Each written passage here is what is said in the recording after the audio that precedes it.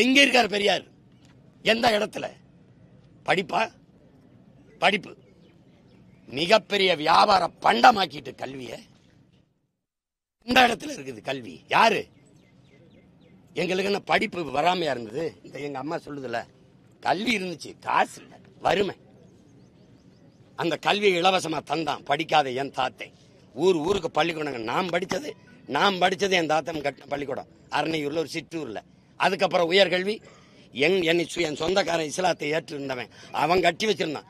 காஜி K Ibrahim அலி உயர்நிலை பள்ளி, doctor Zakir Hussein கல்லூரியில் படிச்சதுனால நான் இன்னைக்கு வெளியில வந்து நிக்கிறேன். அவன் கட்டி படிக்க வச்சான். கிறிஸ்தவ இஸ்லாமிய மிஷினரிகள் பள்ளி கல்லூரியில் படிச்சு வந்த பிள்ளைகள் பெரியார் படிக்க வச்சார். அண்ணாதுரை எங்க ஐயா பெரியார் பேரறிஞர் அண்ணாவையும் பெருமகனார் நெடுஞ்செழியனையும் அன்பழகனி பெரியார் தான் படிக்க வச்சாரா?